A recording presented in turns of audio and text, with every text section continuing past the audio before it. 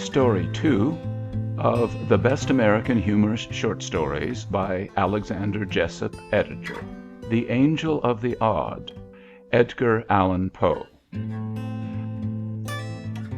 It was a chilly November afternoon. I had just consummated an unusually hearty dinner, of which the dyspeptic truffa formed not the least important item, and was sitting alone in the dining room with my feet upon the fender and at my elbow a small table, which I had rolled up to the fire, and upon which were some apologies for dessert, with some miscellaneous bottles of wine, spirit, and liqueur.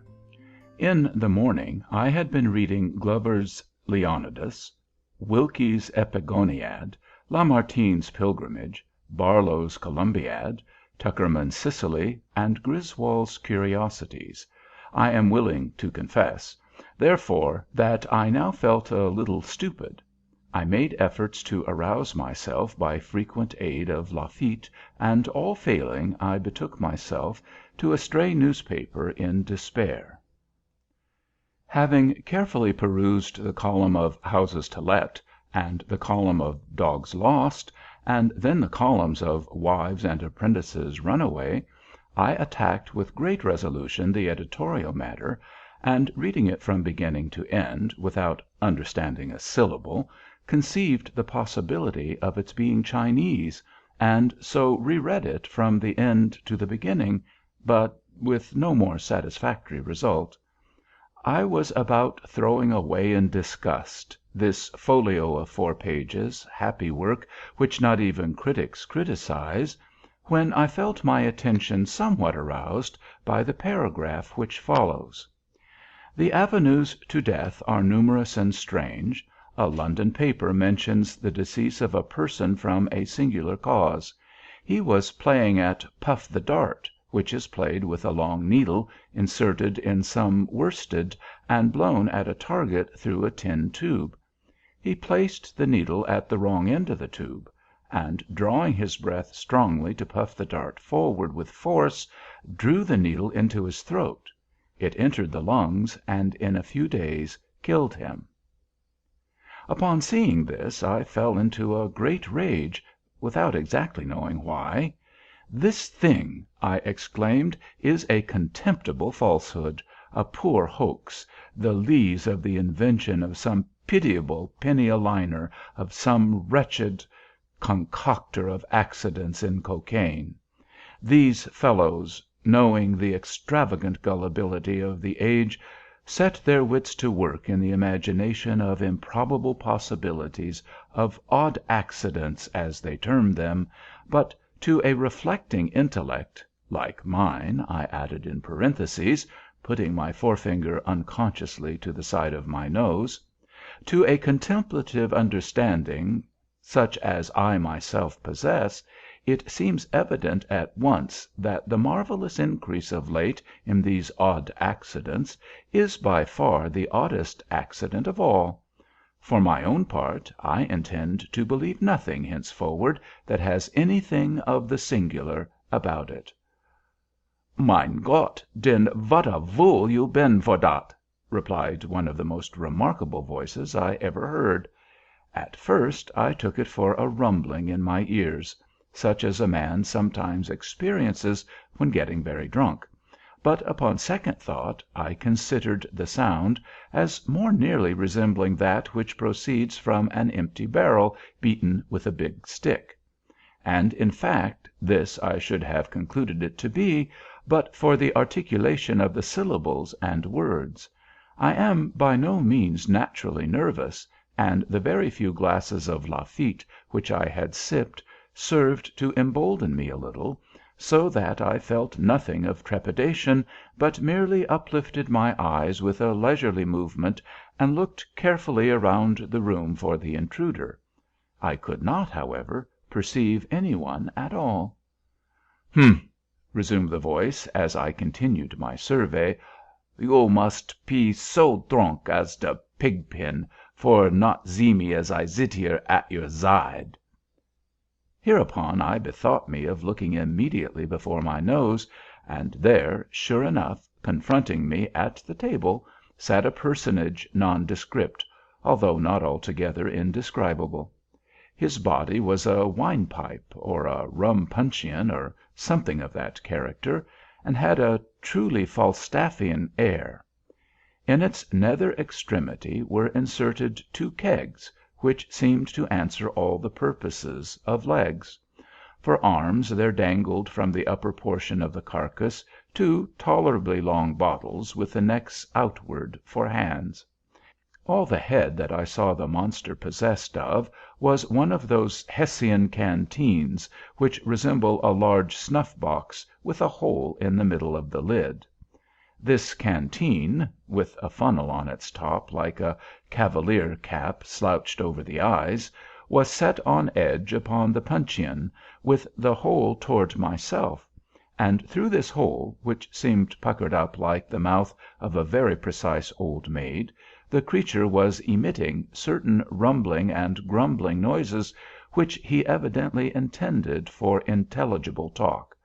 "I zay," said he, "you must pe donkus de pig, vor zit there and not zee me he zit here, and I zay, do you most pe pigger fool as de goose for to disbelief vat is print in de print. 'Tis de truf, dat it is, every vord ob it." "Who are you, pray?" said I, with much dignity, although somewhat puzzled. "How did you get here, and what is it you are talking about?" "As vor 'ow I come here," replied the figure, "dat is none of your pizness. And as for vat I be talking about, I be talk about vat I tink proper. And as for who I be, vy dat is de very ting I come here for to let you zee for yourself." "You are a drunken vagabond," said I, "and I shall ring the bell and order my footman to kick you into the street." "He, he, he!" said the fellow. "Ho, ho, ho, ho! Dot you can't do." "Can't do!" said I. "What do you mean? I can't do what?" "Ring de pell," he replied, attempting a grin with his little villainous mouth. Upon this I made an effort to get up in order to put my threat into execution, but the ruffian just reached across the table very deliberately, and, hitting me a tap on the forehead with the neck of one of the long bottles, knocked me back into the arm-chair from which I had half arisen. I was utterly astounded, and for a moment was quite at a loss what to do. In the meantime he continued his talk. "You see," said he, "it is te best for zit still. And now you shall know who I pe. Look at me. See, I am te angel of de odd." "And odd enough, too," I ventured to reply. "But I was always under the impression an angel had wings." "Te wing!" he cried, highly incensed. "What I pe do mit de wing? Mein Gott, do you take me for a chicken?" "No, oh, no," I replied, much alarmed.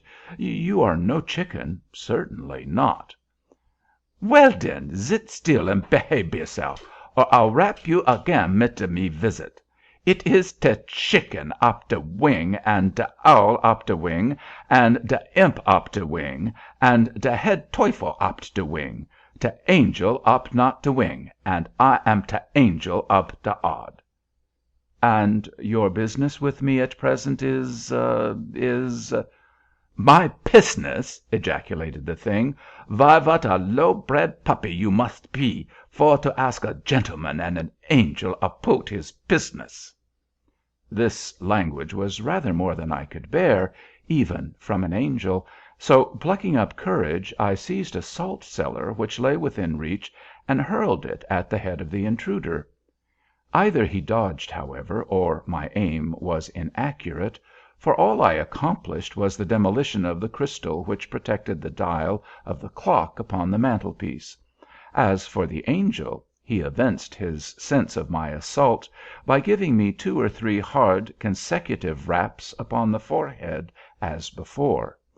These reduced me at once to submission, and I am almost ashamed to confess that, either through pain or vexation, there came a few tears into my eyes. Mein Gott! said the Angel of the Odd, apparently much softened at my distress. Mein Gott! De man is either very drunk or very sorry. You must not drink it so strong. You must put de water into wine. Here, drink dis, like a good veller, and don't cry now, don't. Hereupon the Angel of the Odd replenished my goblet, which was about a third full of port, with a colorless fluid that he poured from one of his hand bottles. I observed that these bottles had labels about their necks, and that these labels were inscribed Kirchenwasser. The considerate kindness of the angel mollified me in no small measure, and, aided by the water with which he diluted my port more than once, I at length regained sufficient temper to listen to his very extraordinary discourse. I cannot pretend to recount all that he told me, but I gleaned from what he said that he was a genius who presided over the contretemps of mankind, and whose business it was to bring about the odd accidents which are continually astonishing the skeptic. Once or twice, upon my venturing to express my total incredulity in respect to his pretensions, he grew very angry indeed, so that at length I considered it the wiser policy to say nothing at all, and let him have his own way. He talked on, therefore, at great length, while I merely leaned back in my chair with my eyes shut, and amused myself with munching raisins and filliping the stems about the room. But by and by the angel suddenly construed this behavior of mine into contempt.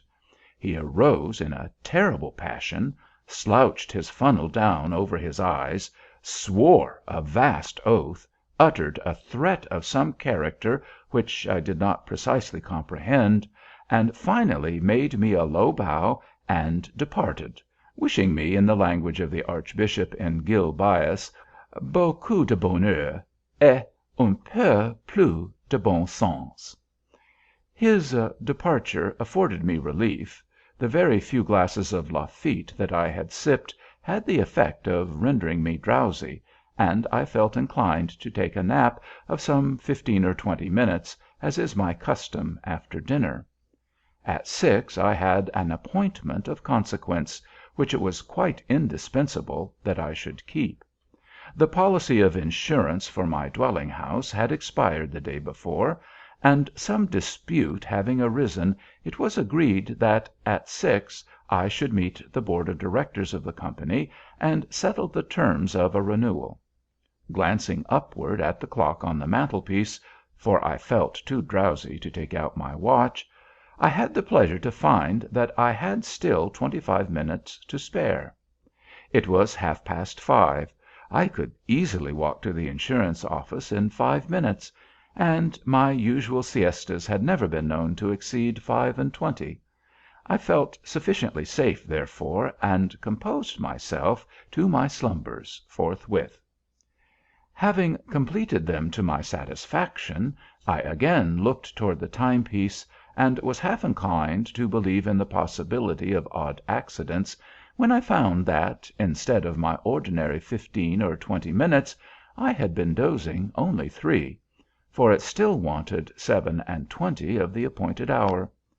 I betook myself again to my nap, and at length a second time awoke, when, to my utter amazement, it still wanted 27 minutes of 6.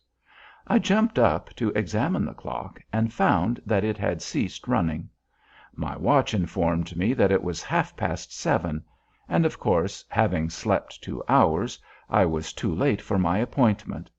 "It will make no difference," I said. "I can call at the office in the morning and apologize. In the meantime, what can be the matter with the clock?" Upon examining it, I discovered that one of the raisin stems which I had been filliping about the room during the discourse of the Angel of the Odd had flown through the fractured crystal, and lodging, singularly enough, in the keyhole, with an end projecting outward, had thus arrested the revolution of the minute hand. "Ah," said I see how it is. This thing speaks for itself. A natural accident. such as will happen now and then. I gave the matter no further consideration, and at my usual hour retired to bed. Here, having placed a candle upon a reading stand at the bed head, and having made an attempt to peruse some pages of the Omnipresence of the Deity, I unfortunately fell asleep in less than 20 seconds, leaving the light burning as it was. My dreams were terrifically disturbed by visions of the Angel of the Odd. Methought he stood at the foot of the couch, drew aside the curtains, and in the hollow, detestable tones of a rum puncheon, menaced me with the bitterest vengeance for the contempt with which I had treated him. He concluded a long harangue by taking off his funnel cap, inserting the tube into my gullet, and thus deluging me with an ocean of Kirschenwasser, which he poured in a continuous flood from one of the long-necked bottles that stood him instead of an arm. My agony was at length insufferable, and I awoke just in time to perceive that a rat had run off with the lighted candle from the stand, but not in season to prevent his making his escape with it through the hole. Very soon a strong, suffocating odor assailed my nostrils. The house, I clearly perceived, was on fire. In a few minutes the blaze broke forth with violence, and in an incredibly brief period the entire building was wrapped in flames. All egress from my chamber, except through a window, was cut off. The crowd, however, quickly procured and raised a long ladder. By means of this I was descending rapidly, and in apparent safety, when a huge hog, about whose rotund stomach, and indeed about whose whole air and physiognomy, there was something which reminded me of the Angel of the Odd, when this hog, I say, which hitherto had been quietly slumbering in the mud, took it suddenly into his head that his left shoulder needed scratching, and could find no more convenient rubbing post than that afforded by the foot of the ladder. In an instant I was precipitated, and had the misfortune to fracture my arm. This accident, with the loss of my insurance, and with the more serious loss of my hair, the whole of which had been singed off by the fire, predisposed me to serious impressions, so that finally I made up my mind to take a wife. There was a rich widow, disconsolate for the loss of her 7th husband, and to her wounded spirit I offered the balm of my vows. She yielded a reluctant consent to my prayers. I knelt at her feet in gratitude and adoration. She blushed and bowed her luxuriant tresses into close contact with those supplied me temporarily by Grandjean. I know not how the entanglement took place, but so it was. I arose with a shining pate, wigless; she, in disdain and wrath, half buried in alien hair. Thus ended my hopes of the widow by an accident which could not have been anticipated, to be sure, but which the natural sequence of events had brought about. Without despairing, however, I undertook the siege of a less implacable heart. The fates were again propitious for a brief period, but again a trivial incident interfered. Meeting my betrothed in an avenue thronged with the elite of the city, I was hastening to greet her with one of my best considered bows, when a small particle of some foreign matter, lodging in the corner of my eye, rendered me for the moment completely blind. Before I could recover my sight, the lady of my love had disappeared, irreparably affronted at what she chose to consider my premeditated rudeness in passing her by ungreeted. While I stood bewildered at the suddenness of this accident, which might have happened, nevertheless, to any one under the sun, and while I still continued incapable of sight, I was accosted by the Angel of the Odd, who proffered me his aid with a civility which I had no reason to expect. He examined my disordered eye with much gentleness and skill, informed me that I had a drop in it, and whatever a drop was, took it out, and afforded me relief. I now considered it high time to die, since fortune had so determined to persecute me, and accordingly made my way to the nearest river. Here, divesting myself of my clothes, for there is no reason why we cannot die as we were born, I threw myself headlong into the current, the sole witness of my fate being a solitary crow that had been seduced into the eating of brandy saturated corn, and so had staggered away from his fellows. No sooner had I entered the water than this bird took it into his head to fly away with the most indispensable portion of my apparel. Postponing, therefore, for the present my suicidal design, I just slipped my nether extremities into the sleeves of my coat, and betook myself to a pursuit of the felon with all the nimbleness which the case required, and its circumstances would admit. But my evil destiny attended me still. As I ran at full speed, with my nose up in the atmosphere, and intent only upon the purloiner of my property, I suddenly perceived that my feet rested no longer upon terra firma. The fact is, I had thrown myself over a precipice, and should inevitably have been dashed to pieces but for my good fortune in grasping the end of a long guide rope, which depended from a passing balloon. As soon as I sufficiently recovered my senses to comprehend the terrific predicament in which I stood, or rather hung, I exerted all the power of my lungs to make that predicament known to the aeronaut overhead, but for a long time I exerted myself in vain. Either the fool could not, or the villain would not, perceive me. Meanwhile the machine rapidly soared, while my strength even more rapidly failed. I was soon upon the point of resigning myself to my fate, and dropping quietly into the sea, when my spirits were suddenly revived by hearing a hollow voice from above, which seemed to be lazily humming an opera air. Looking up, I perceived the Angel of the Odd. He was leaning, with his arms folded, over the rim of the car, and with a pipe in his mouth, at which he puffed leisurely, seeming to be upon excellent terms with himself and the universe. I was too much exhausted to speak, so I merely regarded him with an imploring air. For several minutes, although he looked me full in the face, he said nothing. At length, removing carefully his meerschaum from the right to the left corner of his mouth, he condescended to speak. "Who pe you?" he asked, "and what der Teufel you pe do dere?" To this piece of impudence, cruelty, and affectation I could reply only by ejaculating the monosyllable "Help!" "Help!" echoed the ruffian. "Not I. Der is de pottle. Help yourself, und be damned." With these words he let fall a heavy bottle of Kirchenwasser, which, dropping precisely upon the crown of my head, caused me to imagine that my brains were entirely knocked out.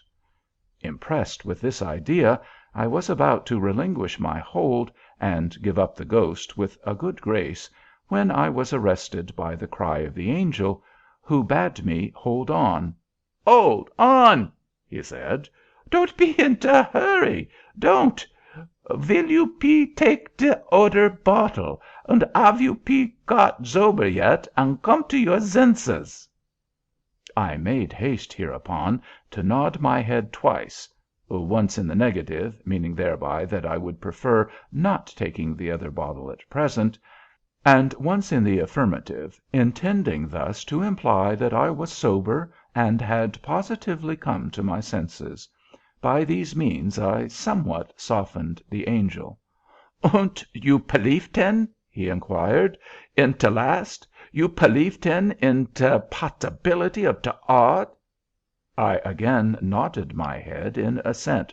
"Und you have pelief in me, te Angel of te Odd?" I nodded again. Und you acknowledge that you Pete blind, drunk, und a fool?" I nodded once more. "Put your right hand into your left breeches pocket, then, in token of your full submission unto the angel of the odd." This thing, for very obvious reasons, I found it quite impossible to do. In the first place, my left arm had been broken in my fall from the ladder, and therefore had I let go my hold with the right hand, I must have let go altogether. In the second place, I could have no breeches until I came across the Crow. I was therefore obliged, much to my regret, to shake my head in the negative, intending thus to give the angel to understand that I found it inconvenient, just at that moment, to comply with his very reasonable demand.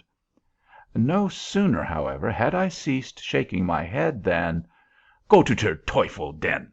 roared the angel of the odd. In pronouncing these words, he drew a sharp knife across the guide rope by which I was suspended, and as we then happened to be precisely over my own house, which during my peregrinations had been handsomely rebuilt, it so occurred that I tumbled headlong down the ample chimney and alit upon the dining-room hearth. Upon coming to my senses, for the fall had very thoroughly stunned me, I found it about 4 o'clock in the morning. I lay outstretched where I had fallen from the balloon. My head groveled in the ashes of an extinguished fire, while my feet reposed upon the wreck of a small table, overthrown, and amid the fragments of a miscellaneous dessert, intermingled with a newspaper, some broken glasses and shattered bottles, and an empty jug of the Schiedam Kirschenwasser, thus avenged himself the angel of the odd. End of Story 2.